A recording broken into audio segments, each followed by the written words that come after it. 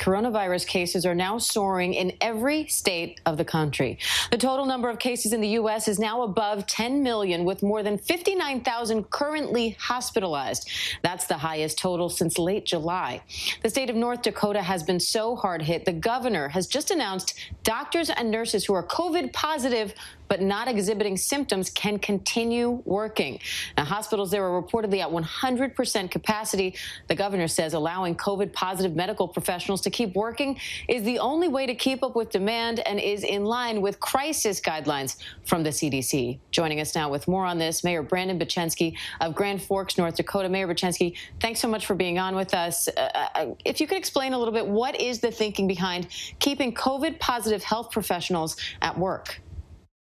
Well, I think we've had hospital capacity issues have not been the beds alone. It's been staffing. And I believe that was CDC guidelines already. So we had been working as a state above the CDC guidelines and keeping those asymptomatic carriers separate. They're going to do a good job of keeping them separate still from the rest of the population, but it gives us another staffing force to draw from and be able to maybe expand to a few more beds. We heard an emotional plea from your state's health director a little bit earlier. I want to listen to that for a moment. This does not diminish the significant additional strain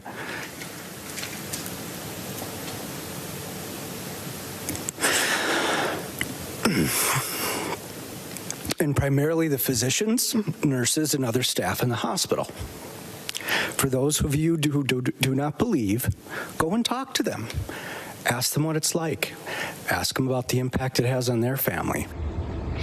So that was a few days ago. What do you think got him so choked up? And Mayor, what are you hearing from doctors and nurses on the front lines there? Well, it's a horrible time. They're exhausted.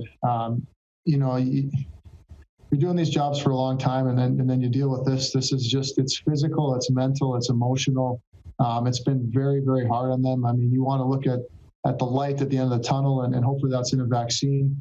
But it's hard, and nobody wants to see someone pass away, especially in the way that they pass from COVID. So we've heard the same. We've heard many stories that it's a pandemic. It's the kind of the fight of our healthcare lives. So it's a challenge. We're trying to support our healthcare workers as much as possible. I know you've also issued an executive order limiting the hours of bars and restaurants, for example. What else are you considering if these numbers don't turn around? Well, there's kind of, I think, 4 things left, and that's kind of closing the shutting down or postponing youth sports. It's going to be closing schools and the university. From there, it's probably looking at businesses, bars, restaurants, health clubs, and then finally just be a stay-at-home order and kind of a shutdown. But we've been very reluctant to do that without having some sort of funding at a federal level.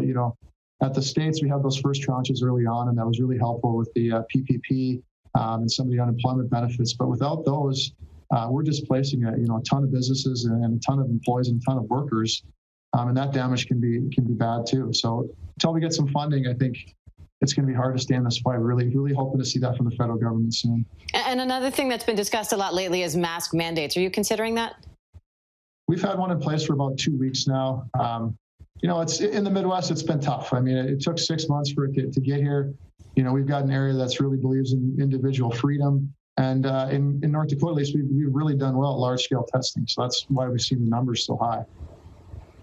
And Mayor, what's your message to citizens who might resist some of these measures, either the ones you've already put in place or the ones you're considering? Well, it starts with our local partners just to stay in the fight. And then to the citizens, they've got to stay engaged. They can't be fatigued by this. Right now, in leadership, this time, it's really just keeping things from ripping apart at the seams. And, that starts probably in families and it works its way all the way down. So it's just to stay in the fight and keep following the guidelines and do what we can to protect our healthcare workers. Mayor Bochenski, we appreciate your time today. Wishing you guys good luck there. We know it's been tough. Yeah, thanks for having me. Thank you. Hi, everyone. George Stephanopoulos here. Thanks for checking out the ABC News YouTube channel. If you'd like to get more videos, show highlights, and watch live event coverage, click on the right over here to subscribe to our channel. And don't forget to download the ABC News app for breaking news alerts. Thanks for watching.